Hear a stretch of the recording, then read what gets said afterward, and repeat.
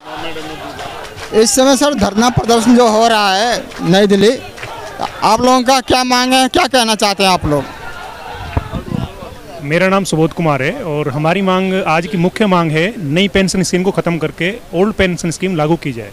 क्योंकि old pension scheme का हमारा बराबर हक है। हम करीब 40 से 42 साल रेल की सेवा करते हैं और जो नेता बनते हैं वो 5 साल कार्यकाल होता है उनका, और जितने भी टर्म्स उनके होते हैं 2, 4, 6, 8 उतने ही गुना वो पेंशन लेते हैं। जबकि हम 40 से 42 साल रेल की सेवा करते हैं और 12 घंटे हम कार्य करते हैं, लेकिन हमें पेंशन नहीं दी जाती। हमारी मांग है कि हमें ओल्ड पेंशन स्कीम में लाया जाए।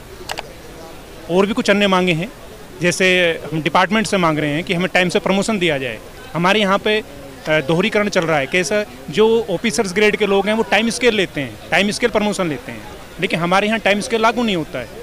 हम अगर एक पद पर 10 साल कार्य कर रहे हैं तो हमें कोई प्रमोशन नहीं मिलता है, जबकि ऑफिसर्स को हर 4 से 5 साल में अपग्रेड कर दिया जाता है। अगर वैकेंसी नहीं होती तो उन्हें एडहॉक पे अपग्रेड कर दिया जाता है, लेकिन हमारे यहाँ वैकेंसी होने के बावजूद भी हमारा जो विभाग है वो प्रमोशन नहीं देता है। ऐसी अन्य कई मांगे हैं, जैसे हमारे अनाउंसीज हैं।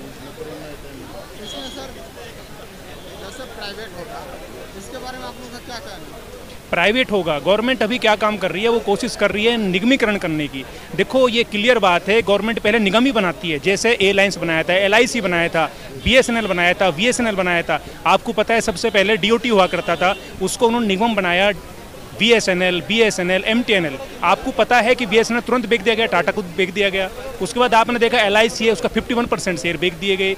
आपने देखा कि पहले ये एक गवर्नमेंट इंटरप्राइजेज होता था, इंडियन एयरलाइंस, वो बेच दिया गया है, वो टाटा को दे दिया गया है। ऐसे बहुत डिपार्टमेंट हैं जिनको वो बेच रहे हैं। देखो, ऐसा है, अगर इसी तरह सरकार डिपार्टमेंट को गवर्नमेंट बेचती रही तो जो मध्यम आदमी है या बिलो पुअर लाइन जो आदमी जीवन निर्वहन कर रहा है वो कैसे चलेगा रेल में?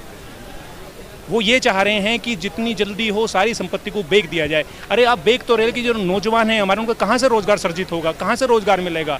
आज इतनी क्रिटिकल स्थिति है कि मैं रेलवे की बात कर रहा हूँ और भी कह रहा हूँ, BSF का जवान जो कितनी सेवा करता है, CRP कितनी सेवा करता है, रेलवे का कितनी सेवा करता है, उनको पेंशन नहीं दे रहे हैं। 40-42 साल वो उनसे काम करा रहे हैं। अगर आपको इतना ही अच्छा लग रहा है प्राइवेट, तो पार्लियामेंट की सिक्योरिटी दे दी जाए किसी एजेंसी को, उनको दे दी जाए। मंत्री हैं, उनको प्राइवेट गार्ड दे दिए जाए, उन पर विश्वास है तो उनको। अगर प्राइवेट इतना ही अच्छा काम करते हैं तो उनको सिक्योरिटी उनको दे दी जाए। CSF की क्यों लगाते हैं वो, BSF की क्यों लगाते हैं वो, पैरामिलिट्रीज को क्यों करते हैं वो?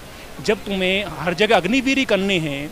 अभी मैंने आपको बताता हूँ कि रेलवे में क्या हो रहा है कि वंदे भारत एक एक्सप्रेस चल रही है, जिसे भारतीय रेलवे का एक कर्मचारी बड़े लगन से, मेहनत से चला रहा है, और वो आपको मालूम 18 घंटे कार्य कर रहे हैं हम लोग उस पर कुछ चंद कार्य वो प्राइवेट को दिए गए हैं। उनका मैं आपको बताना चाहता हूँ, वो लोग 18 घंटे कार्य करते हैं, उन्हें मात्र 8,000 रुपये मिलता है। 24 घंटे में 18 घंटे कार्य करते हैं, उन्हें मात्र महीने का 8,000 रुपये मिलता है। और 6 घंटे के रेस्ट के बाद फिर अगले दिन उन्हें कहते हैं फिर आप 18 घंटे कार्य करने के लिए जाइए।